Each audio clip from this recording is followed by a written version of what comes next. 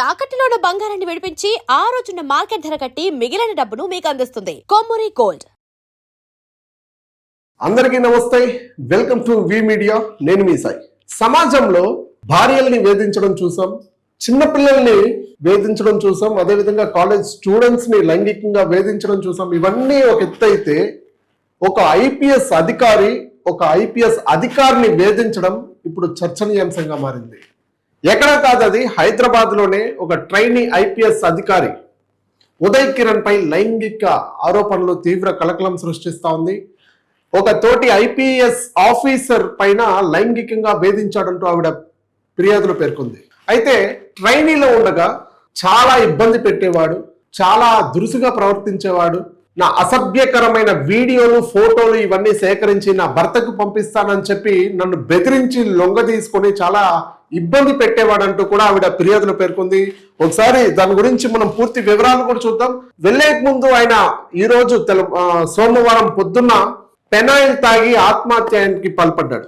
ఇప్పుడు చర్చనీయాంశంగా మారింది. అంటే ఆయన చేసిందంతా కూడా ఫేక్ అంటున్నారు కొంతమంది. ఆవిడేమో ఫిర్యాదులో పేర్కొంది. సో ఈయనేమో ఒక పక్క సూసైడ్ అటెంప్ట్ చేశారు. ప్రస్తుతం హాస్పిటల్లో చికిత్స పొందుతా ఉన్నాడు. ఒకసారి డీటెయిల్స్ లోకి వెళ్తే, ప్రస్తుతం ఆయన్ని చూడొచ్చు ఇక్కడ మనం స్క్రీన్ మీద. ప్రస్తుతం ఆ ఐపీఎస్ అకాడమీలో తీసిన ఫొటోస్ ఇవన్నీ కూడా ఒక్కసారి మనం స్క్రీన్ మీద చూసుకోవచ్చు. బంధువులు వీళ్ళందరూ కూడా హాస్పిటల్కి తరలించారు. ప్రస్తుతం కొనసాగుతోంది ట్రీట్మెంట్ అయితే. సో ఈయన చాలా మందికి శిక్షణ ఇచ్చేటాడు, చాలా మందికి ట్రైన్ చేసి పోలీస్ ఆఫీసర్ని, ఎస్ఐల్ని, సిఐల్ని వీళ్ళందరినీ కూడా ట్రైనింగ్ ఇచ్చి ఆఫీసర్లుగా తయారు చేసి పంపించే వ్యక్తి. అలాంటి వ్యక్తి ఒక సాటి ఐపీఎస్ ఆఫీసర్ పైన లైంగికంగా వేధించాడంటే అసలు ఏంటి? అంటే రక్షణ కల్పించాల్సిన పోలీసులే ఈ బాటలో వెళ్తా ఉంటే సమాజం ఏం నేర్చుకోవాలి? పోలీసులే ఇలా ప్రవర్తిస్తే రేపనే రోజు యువత ఏం నేర్చుకోవాలి? అంటే పోలీస్ వాళ్ళే చెప్తారు ఇలాంటి అన్యాయం జరిగితే ఖచ్చితంగా శిక్షలు కఠినంగా ఉంటాయని చెప్పి, ఇప్పుడు పోలీసులే ఆ తప్పు చేస్తే ఒక సాటి ఐపీఎస్ అధికారిని ఎంత బలవంతంగా బెదిరించాడంటే, ఎంత ప్రలోభ పెట్టాడంటే, భయపెట్టి. అసలు ఆవిడ ఫిర్యాదులో పేర్కొనింది, అసలు ఎఫ్ఐఆర్ చూస్తూ ఉంటే షాకింగ్ గా ఉంది. సీరియస్లీ చాలా వరకు అసభ్యకరమైన మెసేజ్లు పంపించడం.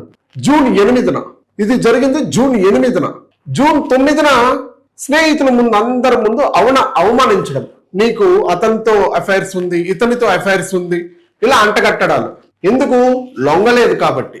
జూన్ 10న ఆవిడ్ని డైరెక్ట్ గా ఒక సాటి, ఆవిడ పేరు ఇప్పుడు మెన్షన్ చేయలేను నేను, ఆవిడ్ని డైరెక్ట్ గా రూమ్ లోకి తీసుకెళ్లి కత్తి తీసుకొని బెదిరించాడు.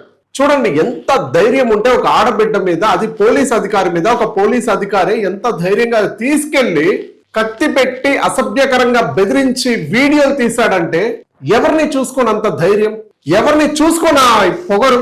అంటే శిక్షణ రక్షణ కల్పించాల్సిన పోలీసులే ఈ బాటలో వెళ్తా ఉంటే ఒక అర్హత ఉన్న ఐపీఎస్ ఆఫీసర్, ఇంకా సమాజం ఎవరికి సమాధానం చెప్పాలి? ఎటు వెళ్తా ఉంది? దీనికి పోలీసులే సమాధానం చెప్పాలి. ఒక పక్క గవర్నమెంట్ పోలీసుల గురించి ఏమో చాలా గొప్పగా చెప్తారు. ఆ పోలీసులే తప్పు చేస్తే ఇప్పుడు గవర్నమెంట్ ఏం సమాధానం చెప్తుంది చెప్పండి? జూన్ 10న ఆ అసభ్యకరమైన పోస్టులు, వీడియోలు, ఫోటోలు అన్నీ తీసి వాళ్ళ భర్తకి పంపించి బ్లాక్మెయిల్ చేయడం, ఇది ఎంతవరకు కరెక్ట్? అది కూడా రీసెంట్ గా బయట వచ్చింది. అది బయట రాకపోతే ఇంకా ఎంతో మంది ఆడపిల్ల జీవితాలు నాశనం అయిపోయేది. న్యూస్ బయట వచ్చింది, ఆవిడ ఫిర్యాదు చేసింది, ధైర్యం చేసి, ఒక మహిళ నాకు జరిగినట్టు వేరే ఆడపిల్లకి జరగకూడదు అని చెప్పి ఆవిడ ధైర్యం చేసి కంప్లైంట్ చేసింది.